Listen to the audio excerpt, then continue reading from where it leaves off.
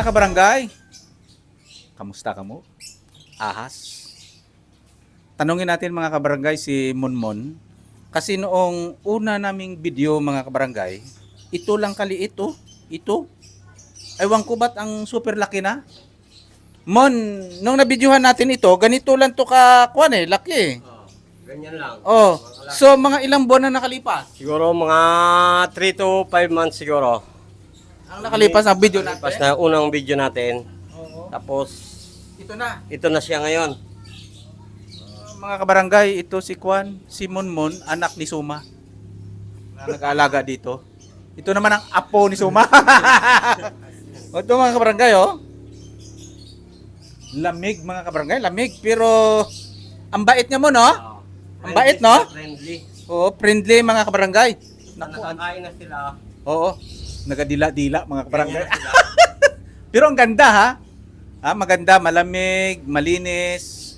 Oh, mabait mga kabarangay. Yan. Oh, ang laki-laki. Ang bilis nila lumaki mga kabarangay. Oh. Hindi lang ito ang mga klase ng mga ano nga tawag nito? Nakalimutan ko na. Albino Burmese. Yon, albino Burmese. Tapos may pearl. Pearl albino. Itong orange. Python. Itong orange, Oh. pearl. Pearl albino. Ito naman Burmese. Ganda mo, nakahawak na ako mga kabarangay, hawak na ako. Wala yung Pero brown. medyo mano pa rin sa akin kasi inimagine ko mga cobra, mga kung ano-ano. Wala namang binom. Pero walang binom at saka friendly. Ang ganda mga barangay oh. Kaya mga kabataan okay lang, walang problema. Ayan oh. Ang bilis pala lumaki. Anong kinakain nito, Mon? 45 days, sisiw. Tapos ngayon kasi naglalaki na sila, nag-aalaga na ako dyan para kasi kailangan na nito yung malaki.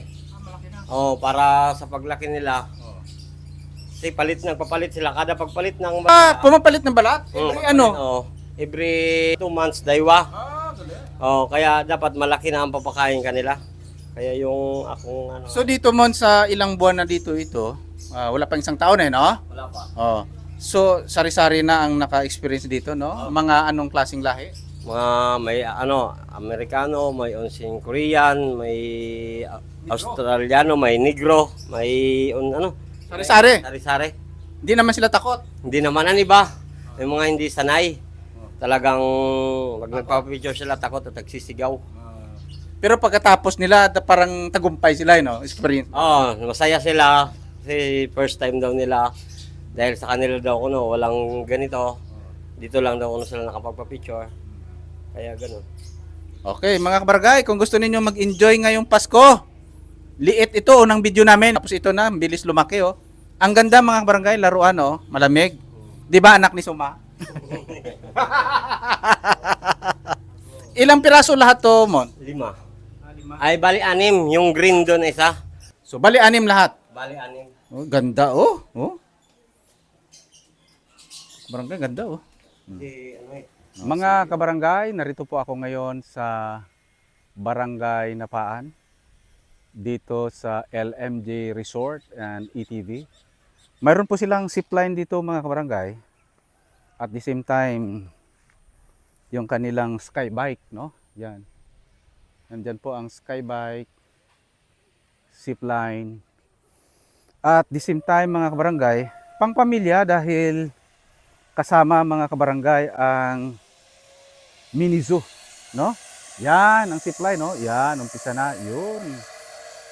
Yan. Mayroon po silang mini zoo mga kabarangay. At ang ganda kasi ma-appreciate mo ang nature, adventures mga kabarangay. Dahil ito ang kapatagan, palayan, punong-puno ng mga kakahuyan, may nyug, sari-saring mga kahoy. No? At dito sa kabila, ilog naman mga kabarangay. At ang mga turista from Boracay pumupunta dito sa LMJ Resort sa Barangay Napaan para mag-enjoy sa ETV, zipline, skybike, and of course, ang mini zoo. Mga sari-saring mga ibon, mayroong mga lizard, may snake, may ostrich, Philippine eagle, nandyan, no? At iba pang mga klaseng isda at mga ibon na hindi mo makikita sa kabundukan bagkus dito lamang. Species na makikita natin sa Nat Geo, sa mga geographic, nandito na po sa kanilang mini zoo sa LMJ Resort, mga kabarangay. Mag-enjoy na ang buong pamilya ngayong Pasko at bagong taon. At kahit na hanggang summer, dito nag-aantay sa inyo para mag-enjoy ang buong pamilya at ang mga estudyante.